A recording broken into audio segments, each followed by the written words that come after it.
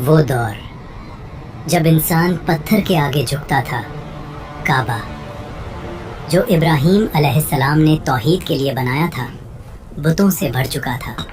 360 بت۔ لوگ کہتے تھے ہم ان کی عبادت صرف اس لیے کرتے ہیں کہ یہ ہمیں اللہ کے قریب کر دیں۔ بابا، کیا ہم کچھ کھیلیں گے؟ بیٹیوں کو زندہ دفن کیا جاتا تھا۔ قرآن نے بعد میں اس منظر کو یوں بیان کیا، اور جب زندہ دفن کی گئی لڑکی سے پوچھا جائے گا کس گناہ میں اسے قتل کیا گیا، شراب فقر تھی، ظلم طاقت تھا، خون ریزی روایت تھی، کوئی قانون نہیں، کوئی رہنما نہیں۔ پھر اسی اندھیرے میں ایک نور پیدا ہوا، نہ والد کا سایہ، نہ دولت، نہ لشکر، اور پھر بھی ان کا رب انہیں پوری کائنات کا رہنما بنانے والا تھا۔ وہ کبھی بھی بت کے سامنے نہیں جھکے، کبھی جھوٹ نہیں بولا۔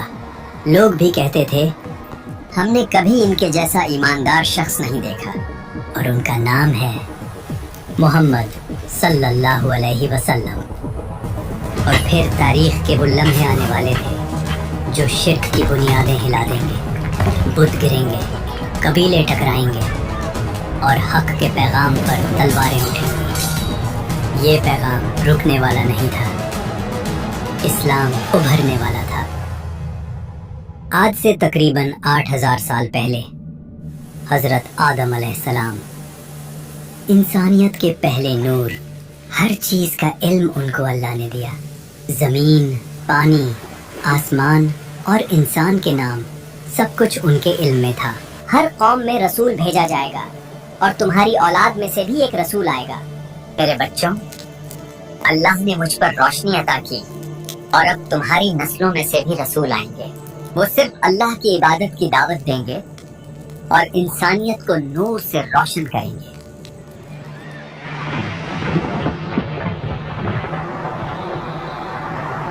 آخری نبی سے لگ بھگ 4300 سال پہلے اللہ نے حضرت نوح علیہ السلام کو انسانیت کے لیے بھیجا۔ ایک وقت جب لوگ شرک اور برائی میں ڈوب گئے تھے، اور صرف کچھ لوگ ہی سچ کا پیغام سننے کو تیار تھے۔ صرف اللہ کی عبادت کرو اور اس شرک سے باز آ جاؤ۔ اللہ میرے بعد بھی تمہاری نسلوں میں سے رسول بھیجے گا جو تمہیں صرف حق کی دعوت دیں گے۔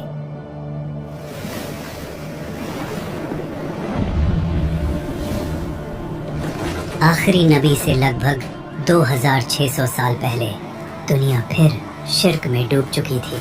بت، ستارے، چاند، سورج، سب کو معبود بنا لیا گیا تھا، اور اس وقت اللہ نے بھیجا ابراہیم علیہ السلام کو۔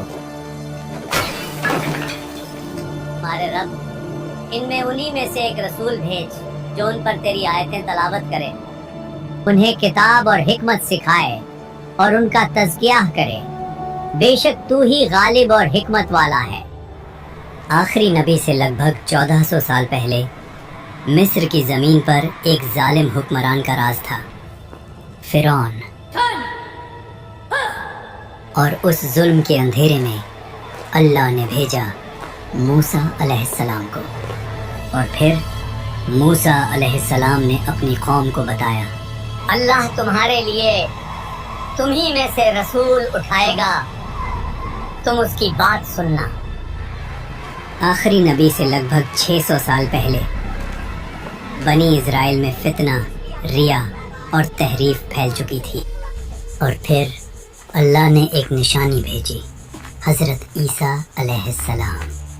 میں تمہاری طرف اللہ کا رسول ہوں، تورات کی تصدیق کرتا ہوں جو مجھ سے پہلے آئی، اور ایک رسول کی بشارت دیتا ہوں جو میرے بعد آئے گا، جس کا نام ہوگا احمد، اور وہ آخری نبی ہوگا۔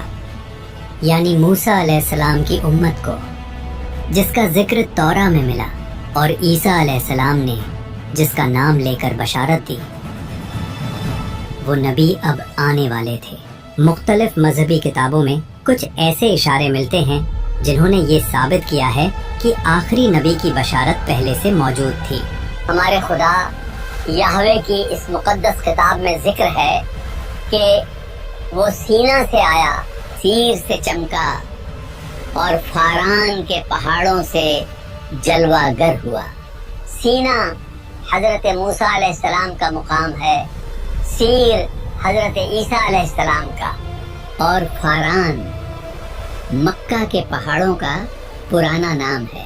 مطلب وہ آخری نبی جس کا انتظار ہے وہ مکہ کے پہاڑوں کے پاس ہی آئے گا۔ اس میں واضح لکھا ہے ایک اجنبی معلم اپنے ساتھیوں کے ساتھ آئے گا، اس کا نام محمد ہوگا، وہ مروستھل یعنی ریگستان کے علاقے سے ہوگا۔ اتھرو وید کنٹپ سکت 127 میں نرشنس کا ذکر ہے۔ سنسکرت میں نر کا مطلب انسان اور شنس کا مطلب قابل تعریف ہے۔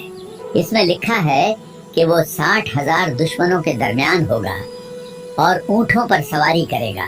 مطلب ایشور کا وہ بندہ شاید عرب کے علاقوں میں آئے گا۔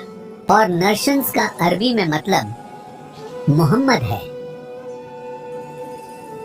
اے گرو بدھا، آپ کے بعد ہمیں کون سکھائے گا؟ میں خدا کا پہلا بندہ نہیں ہوں اور نہیں آخری ہوں۔ خدا کا آخری بندہ ابھی آئے گا اور ایک ایسی شریعہ پیش کرے گا جو پاکیزہ بھی ہوگی اور مکمل بھی۔ اس کا نام متیہ یعنی رحمت والا ہوگا۔ وہ پہاڑوں میں عبادت کرے گا۔ وہ ایک معزز خاندان سے ہوگا۔ اس کے پیروکار اس سے ایسی محبت کریں گے کہ اپنی جانوں کا نذرانہ پیش کر دیں گے اور وہ دشمنوں پر غالب آئے گا۔ جب لوگ راستے سے بھٹک جائیں گے تب اوپر والا عرب میں اپنا بندہ بھیجے گا اور اس کے ساتھی شریف اور بلند کردار والے ہوں گے اور وہ فارس کے تخت و تاج کو الٹ دیں گے۔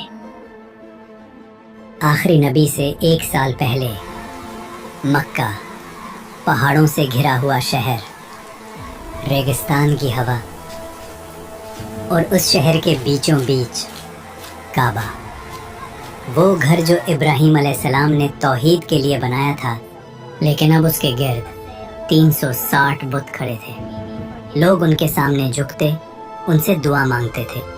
یہ تھا دور جاہلیت۔ اسی شہر میں قریش کا ایک معزز خاندان تھا۔ بنو ہاشم ان کے سردار تھے، عبد المطلب ابن ہاشم۔ ان کا مقام بلند تھا۔ حجاج کی خدمت، زمزم کی دیکھ ریکھ، یہ ذمہ داریاں ان کے پاس تھیں۔ لوگ ان کی عزت کرتے تھے۔ ان کے بیٹوں میں سے ایک تھے عبداللہ ابن عبد المطلب، جوان، شریف، پسندیدہ۔ ان کی شادی ہوئی حضرت آمنہ بنت وہب سے، لیکن قسمت نے ایک گہرا زخم دیا۔ حضرت عبداللہ تجارت کے سفر پر گئے اور یثرب یعنی مدینہ میں وہ وفات پا گئے، اور اس وقت بی بی آمنہ حاملہ تھیں۔ پھر وہ دن آیا، مکہ کی صبح، بنو ہاشم کے گھر وہ آئے جو صرف ایک خاندان نہیں بلکہ پوری انسانیت کے لیے رحمت بننے والے تھے۔ نہ ان کے سر پر باپ کا سایہ تھا، نہ دولت کا ڈھیر، نہ سیاسی قوت۔ بنو ہاشم کا گھر روشن ہو گیا۔ حضرت عبد المطلب نے اپنے گھر والوں اور قریبیوں کو بلایا۔ وہ مسکرائے اور کہا، یہ اللہ کی رحمت ہے۔ اس بچے کا نام ایسا ہونا چاہیے جو لوگوں کے لیے عزت کا سبب بنے۔ اور پھر قرآن میں اللہ نے اس نام کو ہمیشہ کے لیے محفوظ کر دیا، محمد رسول اللہ۔ آج ہر اذان میں، ہر نماز میں اس نام کے بغیر شہادت مکمل نہیں ہوتی۔ عرب روایت کے مطابق بچوں کو پیدائش کے فوراً بعد دیہات بھیجا جاتا تھا تاکہ زبان فصیح ہو اور جسم مضبوط بنے۔ صحیح حدیث سے ثابت ہے کہ نبی صلی اللہ علیہ وسلم بنو سعد میں پلے۔ حلیمہ سعدیہ ایک غریب اور کمزور خاتون ان کی دیکھ بھال اور نشو و نما کی ذمہ داری لیتی ہیں۔ شروع میں حلیمہ کے گھر کوئی برکت نہیں تھی۔ ان کی اونٹنی اور گائیں کمزور تھیں، لیکن جیسے ہی نبی صلی اللہ علیہ وسلم ان کے ساتھ آئے، وہاں برکت برسنے لگی اور ان کا گھر خوشحال ہو گیا۔ नन्हे नबी सल्लल्लाहु अलैहि वसल्लम ने वहाँ 4 साल तक वक्त गुजारा। वो वक्त सिर्फ दूध और खेल का नहीं था। यहाँ उनकी पहली तालीम उनके माहौल और कायनात से शुरू हुई। 4 साल के बाद वक्त आया कि उन्हें उनकी वालिदा के पास वापस भेजा जाए। हलीमा ने उनका हाथ छोड़ा, लेकिन अपनी आंखों से देखा। ये सिर्फ हमारे लिए नहीं, बल्कि पूरी इंसानियत के लिए रहमत और बरकत बनेंगे। बीबी आमिना के पास लौटकर नबी सल्लल्लाहु अलैहि वसल्लम ने फिर अपनी माँ का प्यार महसूस किया। ये वक्त छोटी उम्र का था, लेकिन सबसे गहरा असर यहीं से शुरू हुआ। 6 साल की उम्र में नबी सल्लल्लाहु अलैहि वसल्लम अपनी वालिदा के साथ सफ़र पर थे, और उसी सफ़र में उनकी वालिदा बीबी आमिना अब्वा के मकाम पर वफ़ात पा गई। रेगिस्तान के बीच नन्हा बच्चा अपनी माँ को अपनी आँखों के सामने दुनिया से रुख करते देखता है। नबी सल्लल्लाहु अलैहि वसल्लम अब माँ के सहारे से भी महरूम हो गए। उनके साथ उम्मे ऐमन रज़ी अल्लाहु अन्हा थी, जो उनकी खादिमा और ज़्यादा हिफाजत करने वाली थी। वो उन्हें साथ लेकर मक्का ले आए और हज़रत अब्दुल मुत्तलिब के पास ले गए। वक्त गुजरता रहा और नबी सल्लल्लाहु अलैहि वसल्लम अपने दादा के साथ रहने लगे। आप भी हमारे साथ खेलो। फिर कुछ साल बाद 8 साल की उम्र में दादा हज़रत अब्दुल मुत्तलिब का भी इंतकाल हो गया। नबी सल्लल्लाहु अलैहि वसल्लम फिर पूरी तरह से दुनिया के सहारे से महरूम हो गए, लेकिन अल्लाह का सहारा हमेशा साथ था। अल्लाह ने फरमाया, तुम्हारे रब ने तुम्हें न छोड़ा है और ना ही नाराज़ हुआ है। अब जिम्मेदारी आई हज़रत अबू तालिब यानी उनके चाचा पर। रिवायत में आता है कि अबू तालिब उन्हें अपने बिस्तर पर सुलाते, सफ़र में साथ ले जाते और उनसे गहरी मोहब्बत करते थे। एक रात घर में खाना कम था, बच्चे भूखे थे। हज़रत अबू तालिब ने देखा नबी सल्लल्लाहु अलैहि वसल्लम चुपचाप बैठे हैं। अबू तालिब ने उनकी तरफ देखकर कहा, भतीजे तुम खाना क्यों नहीं लेते? उन्होंने नर्म आवाज में कहा, चाचा पहले मेरे भाई खा ले। अबू तालिब का दिल भर आया। वो अपनी बीवी फातिमा बिनते आसद से कहते, वल्लाह ये बच्चा अलग है, इसमें एक नरमी है जो किसी और में नहीं। 12 साल की उम्र में हज़रत अबू तालिब उन्हें अपने साथ तिजारत के सफ़र पर शाम ले गए। रेगिस्तान, काफिला, ऊँटों की घंटियाँ और एक संजीदा खामोश तबीयत जो बाकी बच्चों से बिल्कुल अलग थी। वो छोटी उम्र से ही माहौल को समझने लगे। यह सिर्फ रोज़ी नहीं थी, यह सब्र की तालीम थी, तन्हाई की आदत थी, लीडरशिप की बुनियाद थी। फिर जवानी में तिजारत शुरू हुई। मक्का के लोग उन्हें कहने लगे, ये अलामीन है, सच्चा, अमानतदार। ये लक़ब वही लोग दे रहे थे जो शिर्क में डूबे हुए थे। फिर एक दिन मक्का में वो लम्हा आता है जब हजरे अस्वद को अपनी जगह रखने का वक्त आया। हर कबीला चाहता था ये शरफ सिर्फ हमें मिले। हजरे अस्वद को हम रखेंगे, नहीं हमारा हक है। आवाजें तेज हो जाती हैं, तलवारें निकालने तक बात पहुंच जाती है। रिवायत में आता है कि 4-5 दिन तक तनाव रहा, खून बहा देने तक का इरादा हो गया था। फिर एक बुजुर्ग ने कहा, कल सुबह जो सबसे पहले उस दरवाजे से दाखिल होगा उसी को फैसला करने देंगे। सुबह होती है, दरवाजा खुलता है और जो शख्स अंदर आता है वो है मोहम्मद सल्लल्लाहु अलैहि वसल्लम। लोग कहते, ये अलामीन हैं, हम इस पर राजी हैं। नबी सल्लल्लाहु अलैहि वसल्लम ने माहौल देखा, ना गुस्सा ना जल्दी, बस गहरी सोच। फिर फरमाया, एक चादर लाओ। चादर बिछाई गई। उन्होंने अपने मुबारक हाथ से हजरे अस्वद को उठाया, चादर के बीच में रखा। फिर फरमाया, हर कबीले का सरदार इस चादर का कोना पकड़े, سب نے کونا پکڑا، ساتھ مل کر پتھر کو اٹھایا۔ جب جگہ تک پہنچ گئے، نبی صلی اللہ علیہ وسلم نے اپنے ہاتھ سے اسے اس کی جگہ رکھ دیا۔ خطرہ ختم، خون رک گیا، لڑائی ختم۔ جاہلیت کے درمیان ایک فیصلہ جس نے تلواروں کو جھکنے پر مجبور کر دیا۔ وہ ابھی نبی نہیں بنے تھے مگر رہنما بن چکے تھے۔ ایک دن مکہ کے چند سردار ابو طالب سے کہتے، تمہارا بھتیجا الگ ہے، اس جیسا جوان ہم نے نہیں دیکھا۔ میں اسے بچپن سے دیکھ رہا ہوں، اس نے کبھی جھوٹ نہیں بولا۔ کاش تم دیکھ سکو جو میں محسوس کرتا ہوں۔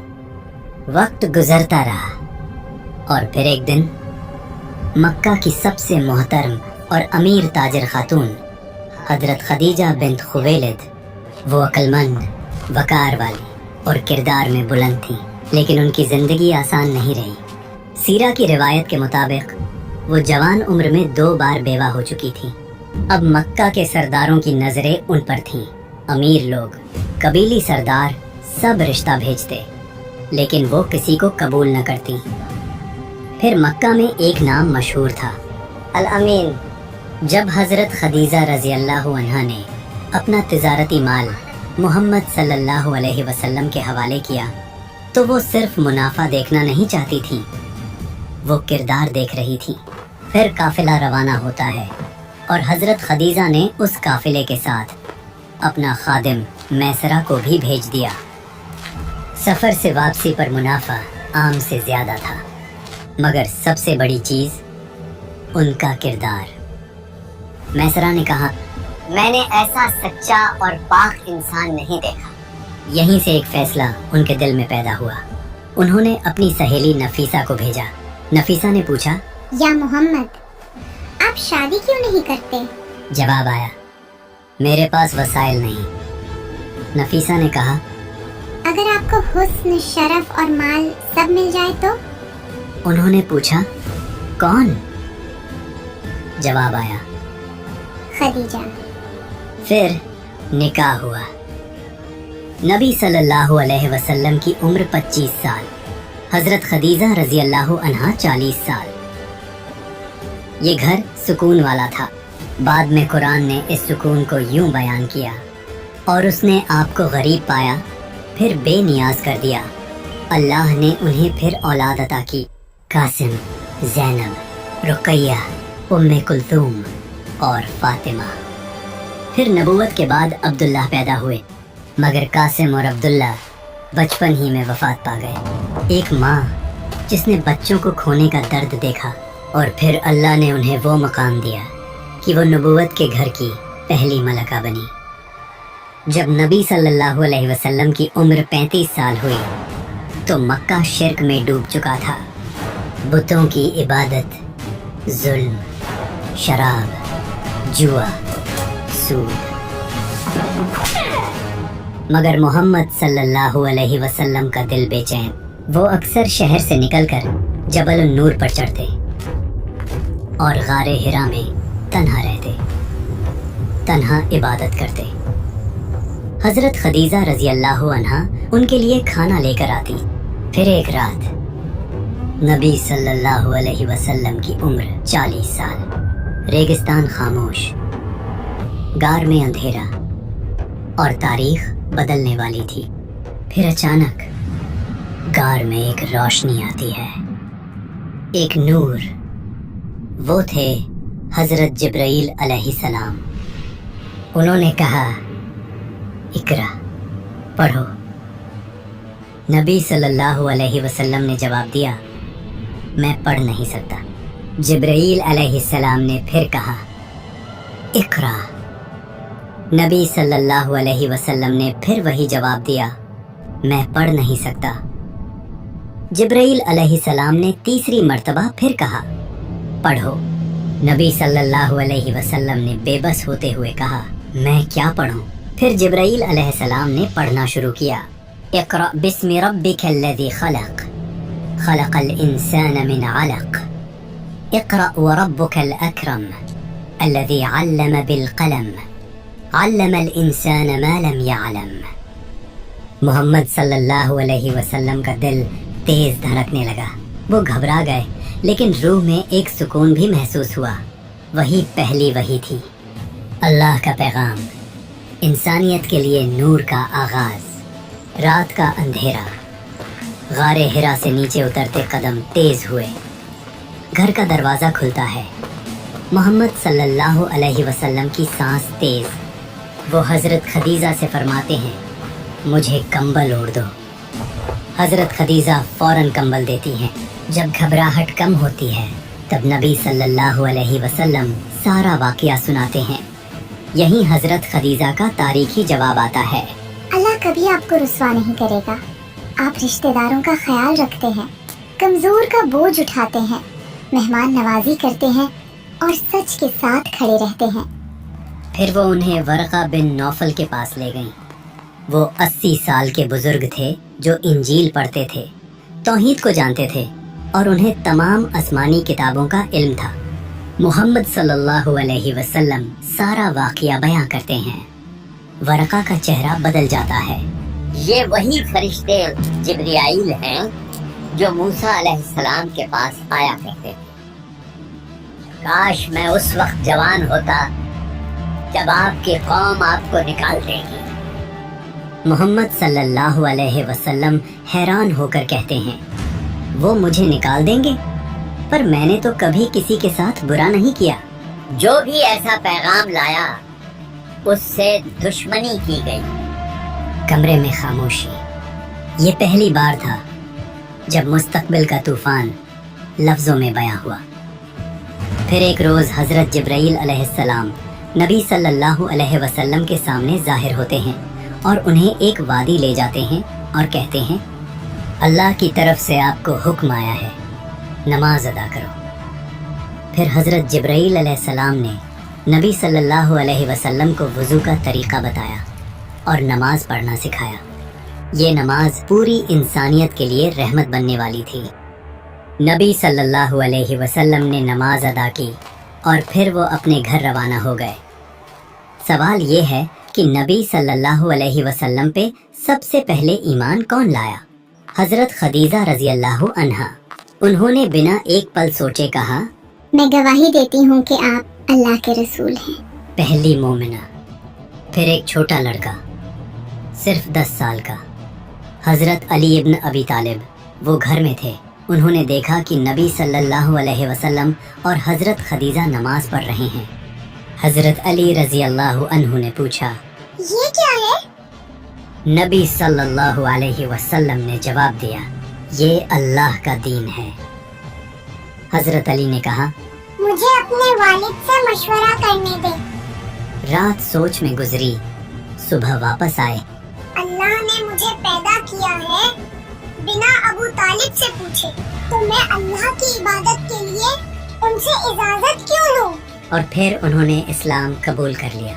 फिर एक आज़ाद किया हुआ गुलाम ज़ैद बिन हारिसा, उन्होंने भी इस्लाम कबूल कर लिया। अब वक्त था उस शख्स का जो इस्लाम का सबसे बड़ा साथी बनने वाला था। हज़रत अबू बकर सिद्दीक रज़ी अल्लाहु अन्हु, मक्का के मोहतरम ताजिर, नर्म मिजाज, सादिक। कुछ लोग उनके पास आते हैं और कहते हैं, अबू बकर, तुम्हारे दोस्त मोहम्मद ने अजीब दावा किया है। वो कहते हैं कि बुत कुछ नहीं, सिर्फ एक अल्लाह है। तुम उनके करीबी हो, जाओ उन्हें समझाओ। हज़रत अबू बकर का चेहरा संजीदा हो जाता है। वो पूछते हैं, क्या उन्होंने ये कहा है? वो कहते हैं कि उन पर आसमान से वही आई है। हज़रत अबू बकर सीधा मुड़कर चल पड़ते हैं। वो मोहम्मद सल्लल्लाहु अलैहि वसल्लम के घर में दाखिल होते हैं और सीधा पूछते हैं, या मोहम्मद, क्या ये सच है जो लोग कह रहे हैं? जवाब आता है, मैं अल्लाह का रसूल हूँ। मैं तुम्हें एक अल्लाह की इबादत की दावत देता हूँ, बस इतना। न दलील का ढेर, न लफ्जों का बोझ। अबू बकर सिद्दीक रज़ी अल्लाहु अन्हु उन्हें देखते हैं।